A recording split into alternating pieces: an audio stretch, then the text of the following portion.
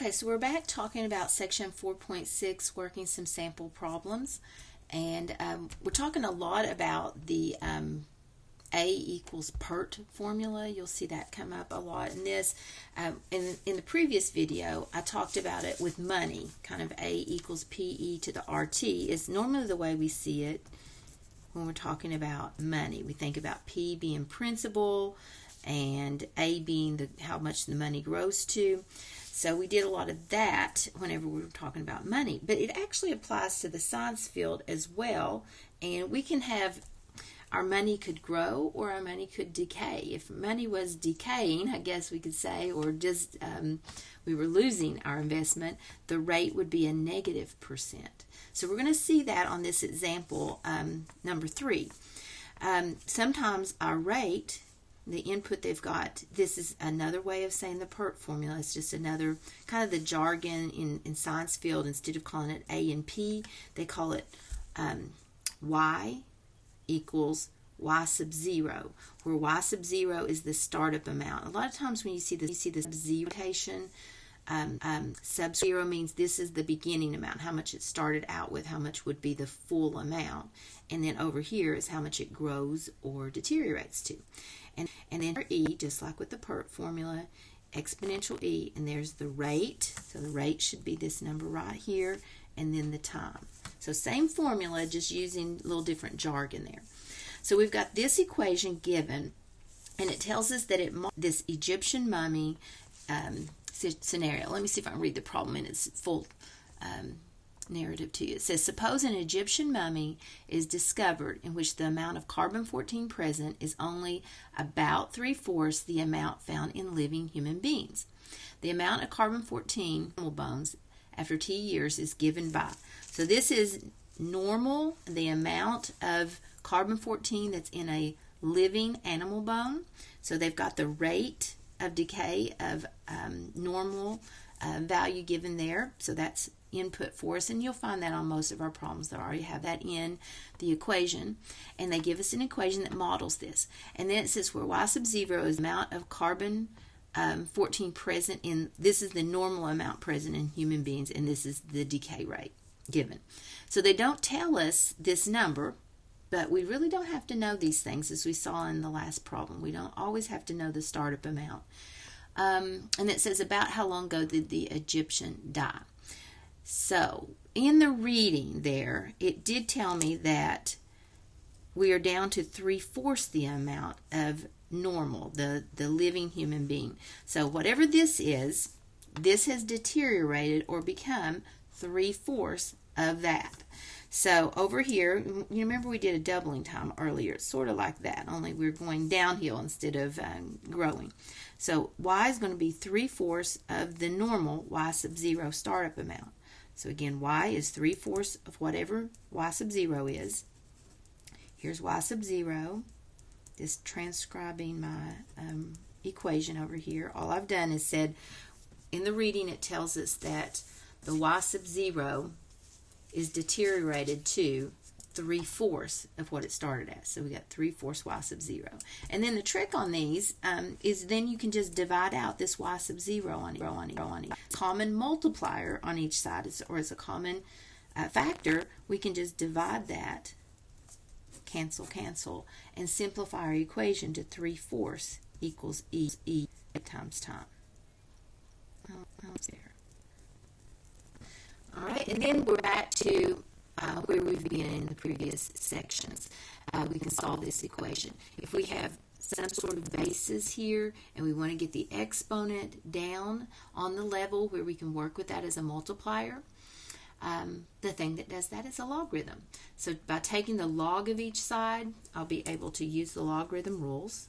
So ln of each side, that brings this exponent now down as a multiplier. So I have ln 3/4. This exponent is now in front of this side as a multiplier. And we mentioned earlier ln of E is always going to be 1. So we like ln of E because it simplifies our math that we have to do. ln of E, and you can check that on our calculator, always equals 1. So you can kind of just overlook that then, because when you multiply by a form of 1, it's a non-issue. It does not change the value. Now we're trying to solve for t. Our variable t here, notice, has a little time sign with this big decimal, so we divide out the decimal.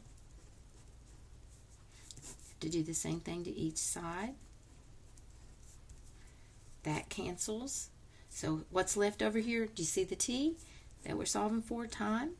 And then we type this in our calculator. What have I got here to do? I have ln of 3/4 or 0.75, whichever way you want to write that in. And then I'm going to divide that by negative 0.0001216 and 2365. It'll tell you what to round to there, but about 2365.8 is the answer to that one. All right, let's look at number 4. On this one, it says a population is increasing according to the exponential function, and it gives us this exponential function already modeled. The good thing about this section is a lot of times you'll already have the equations. You don't have to derive your equation. We just need to interpret it. And we need to know that that's sort of the PERT formula again, or the decay formula. Anything, they're the same formula, just different applications. This is the startup amount, like P(e) to the RT. That's the starting amount, or the principal if it's money. E, raised to the rate, times time, will equal what it grows or decays to, that outcome after the effect. All right, so this question says we've got this exponential function where y is in millions and x is the number of years. How long will it take a population to double? So we're talking about a population increasing according to this function, and we want to know when would it double. So what would doubling be? Well, we need to know that that's the startup amount, just like in money. That would be how much you invested, or the original invested principal amount. So it also works in populations. If we're talking about 5 being the startup amount, when will it double? Double means that it's twice that. Sorry about that. So double that over here would be double 5. Well, we know that's 10. And that's how we would solve that equation. And this one was actually multiple choice. So it just said how would you model doubling, and you don't have to solve it. Just make the 5 a 10 was the idea. Okay, another number 5. A population is increasing according to the function y equals 4e to the 0.02x, where y is in millions of the people, and x is in the number of years.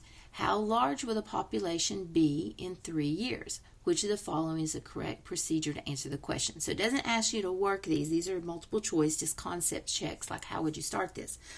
So how large will it be in 3 years? So years is what x equals. X equals the amount of years.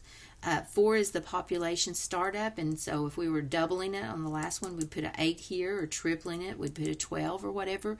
But it actually tells me how large population in 3 years, so we want to put a 3 in for the x amount.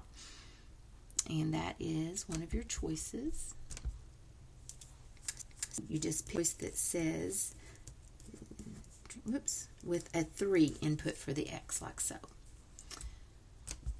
Okay, next question. Again, a multiple choice. Okay, number 6. Strontium, maybe 90. It's a chemistry application. I'm not going to pronounce that well, but there is a substance here that decays according to the exponential function y equals y sub 0 e to the negative 0.0241 t, and where t is in time and years again, and match the equation with the correct procedure to answer the question. If the initial amount of our substance is 900 grams, the initial amount, so that's this number, we need to input that. 900 grams is the initial amount. how much will remain after 13 years? So 13 is the amount of years in time. We plug in a 13 there. So there is a choice that says evaluate. Y equals 900. Input for the initial amount, keeping your rate as it was, and inputting 13 years. So again, that's a multiple choice. We don't have to actually answer that. So you'll have some build-up questions to kind of help you with the concepts before you're solving as many. Okay, number 7. Radium-226 decays according to this exponential function, y equals y sub 0, e. And again, they're inputting all these different rates of decay and growth for us. Where time is in years again. Match the given question with the correct procedure. So what is the half-life? How do we do half-life? Okay, we haven't done that yet in our examples. So we did a doubling time where we would say whatever this we wanted 2 y sub 0. So how about doubling time? So how about half-life? Half-life, instead of doubling, saying instead of those, and we don't know what this is. 50. Half it, we say 25 over here. Say it's 100. That would be, so it doesn't really matter what this is. We just need this to be that. Half of whatever that y sub 0 startup amount is. So that's how you do a half-life. It's really how you do a doubling, half, a quarter, whatever increment of time. You just put that increment of time in front of that as a multiplier on that to the other side. So this is a choice. You don't have to solve it, although I'm just tempted to, right? Aren't you? We could divide out those y sub 0s and go on that, because we did a couple earlier in the videos like that. Okay, number 8.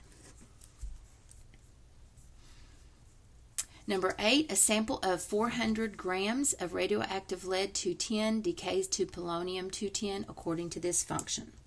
All right, so in each one, they're giving us a function, and we just need to be able to interpret that with our understanding of the PERT formula, how this is the startup amount, E to the rate, and then the time.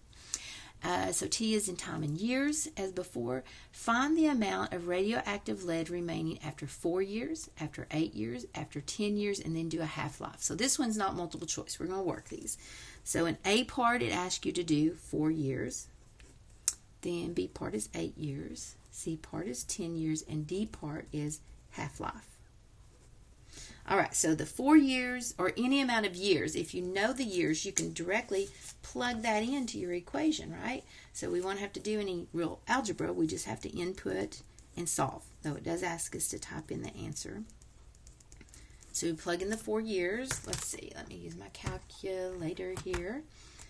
So 400, find E to the negative 0.032 times 4 equals 351 years, 0.9, so it depends on what they tell us to round to. Then do it again at 8 years. So we do the same thing, 400 e to the negative 0.032 times 8. And again, maybe it's good to kind of see it like that as to see the print's going to be around everything you want in the exponent. So 400 e to negative 0.002 times, close your parenthesis, equals. That one is 309. See how it's getting less? It's decaying more, having less substance than after 10 years. 0 times 10. So it's decaying because it's a negative rate. That means it's a decaying rate. So 400 was how much it was to begin with. And then we apply this exponent and some amount of years, and it deteriorates. See, 400 grams becomes 290 grams.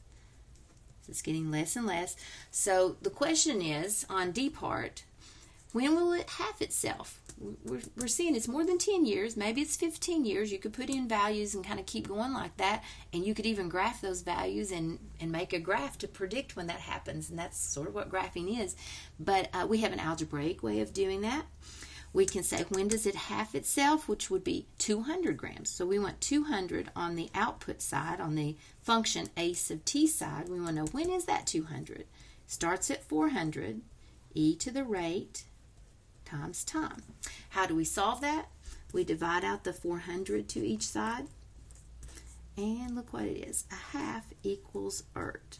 And you can always just jump to that. If it's a half-life, it's always going to be 1/2 equals e to the rate times time. Every time. You could just kind of cut out that middle step and say, here's a half-life problem. Every time it's half equals ERT, e to RT. Then to solve, you do the ln of each side. So ln of a half equals negative 0.032 t times ln e. ln e we've been learning is 1, so you can kind of cancel that out. Then divide by what's with your variable. Oops. Divide that to each side. And there we have it. ln of a half divided by the rate. And that would be what I call the shortcut, is every time you do a half-life, or if it would be a fourth life or a third life or anything increment of time, it's ln of that increment divided by the rate. We type that in. Let's see what happens, because I know you're curious. Was it 15 years? Let's see. ln of f divided, oops, missed a button, divided by negative 0.032. It was 21 years. It took a while. 21, longer than I had guessed. 21, 6 years, 400 grams decays in this particular problem to 200 grams, half of it.